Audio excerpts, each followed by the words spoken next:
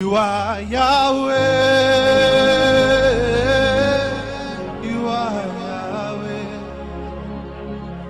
You are Yahweh. La main du Tout-Puissant est dans ta vie aujourd'hui, toi qui prends la peine de nous écouter une fois de plus. Que le Seigneur te bénisse, que sa gloire et sa grâce soient avec toi.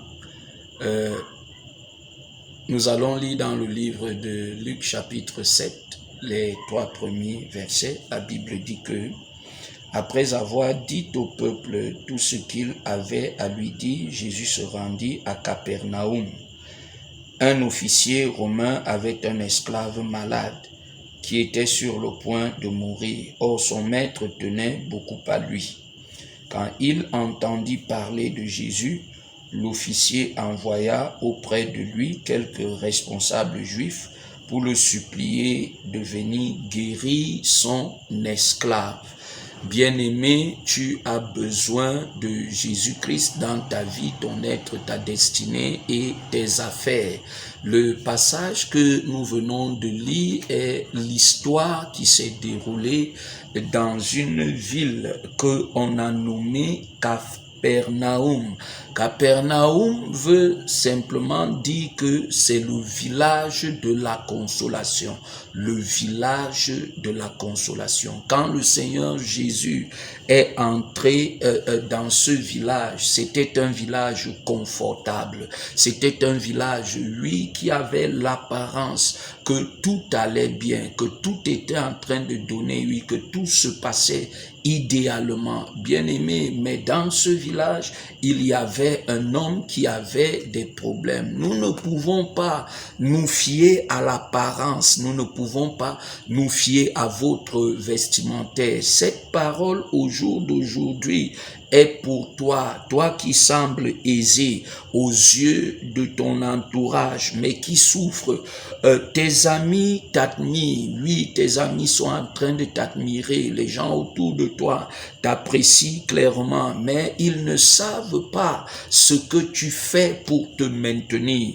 Ils ne savent pas que c'est dans l'industrie du sexe que tu es investi. Ils ne savent pas que c'est dans la magie, que c'est dans la sorcellerie que tu es établi. On te voit dans de grosses voitures, de grosses cylindrées, toujours bien habillé, prêt à répondre à tout. C'est ça Capernaum.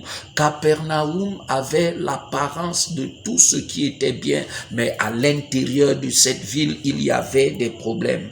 Toi qui dors avec des njunjus, toi qui ne dors même pas la nuit, parce que les esprits sont en train de te malmener et de te tracasser, c'est à toi que je suis en train de parler. Toi qui es jolie, toi qui es belle, toi qui es beau, oui, mais qui souffre de maladies incurables, qui traîne un cancer, qui est en train de traîner une situation, qui est en train de traîner une tumeur, qui est habitée par des démons, par des esprits. Les gens voient l'apparence, mais ne savent pas le genre de problème, le genre de situation qui t'habite. Toi qui, oui, au jour d'aujourd'hui, toi qui, pour qui tout semble bien, toi qui fais semblant d'être avec Dieu, oui, alors que ton ménage est au bord de la perdition, au bord de la chute.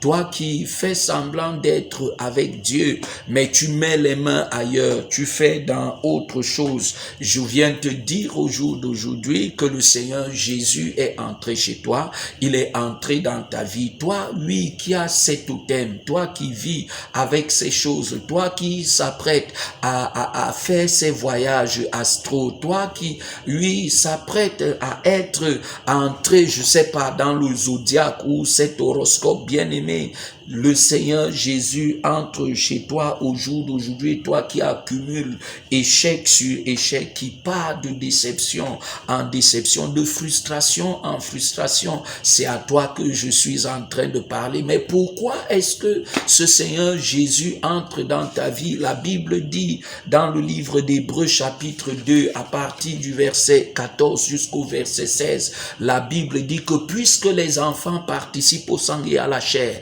il y a également participé lui-même afin que par sa mort, il anéantit celui qui a la puissance sur la mort, c'est-à-dire le diable, et qu'il délivra tous ceux qui par crainte de mort étaient toute leur vie retenus en captivité. Si le Seigneur Jésus entre dans ta vie, entre dans ta maison, entre dans tes affaires, dans tes activités, dans ta destinée, bien-aimé, c'est pour te sortir de cette captivité. Le diable t'a longtemps menti. Il t'a fait croire, oui, que c'est lui qui était le maître de tout, que c'est lui qui avait la clé de toutes choses, que c'est lui qui était au contrôle de la stabilité de ton emploi, de la stabilité de ton foyer et autres. Bien-aimé, c'est un mensonge. Tu peux arrêter de te purger avec ces choses. Tu peux arrêter de boire toutes ces choses. Tu peux arrêter toutes ces incantations. Tu peux arrêter, bien-aimé, toutes ces choses parce que il y a un Dieu, le Seigneur Jésus-Christ, qui a payé sa vie sur la croix,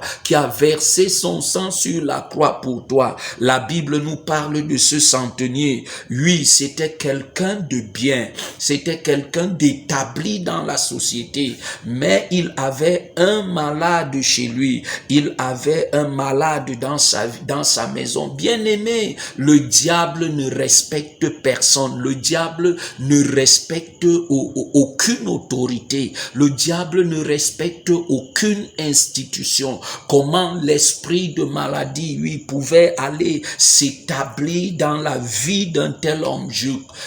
Nous en connaissons des présidents de république, des généraux, des colonels, oui, des médecins même qui portent le VIH. Est-ce que cette maladie va regarder que tu as tel rang dans la société? Autre non, quand un esprit veut s'abattre dans ta vie, ta destinée et ton être, cet esprit ne respectera absolument rien. C'est à toi que je suis en train de parler. Si cette maladie n'a pas respecté la maison du centenier, si cette maladie n'a pas respecté, oui, c'est le serviteur du centenier, ce problème, cette situation, cet esprit ne viendra véritablement pas à te respecter. La malchance, la poisse, le sida, le célibat, la stérilité, les blocages, le manque de paix, oui, ne viendront pas à te laisser, continueront à t'accabler, à accabler ta vie. Tu ne prends aucune initiative alors que tu souffres. Au jour d'aujourd'hui est le jour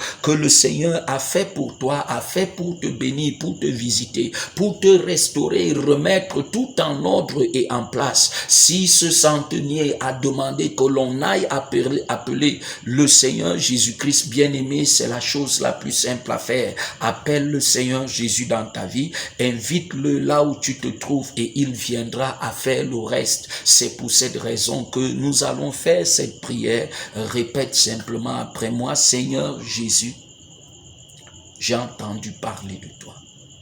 J'ai besoin de toi dans ma vie. Dans cette situation que je vis et traverse, Fils de David, aie pitié de moi. Je suis fatigué de tourner en rond. Je suis fatigué de ces fardeaux et ces charges. Opère un miracle. Montre-moi que tu es présent. Manifeste ta gloire et ta grâce. Quels qu'en soient les péchés que j'ai commis, je te demande pardon. Lave-moi par ton sang. Purifie-moi avec ton sang. Laisse que ta lumière s'établisse dans tout ce que je suis. Merci Seigneur parce que tu le fais. Au nom de Jésus, j'ai ainsi prié. Amen, amen. Si tu as fait cette prière, bien-aimé, que le Seigneur te bénisse. Si tu as d'autres besoins, ne manque pas de t'approcher de nous. Le Seigneur viendra faire le reste dans ta vie. Shalom. You are Yahweh. You are Yahweh. You are Yahweh.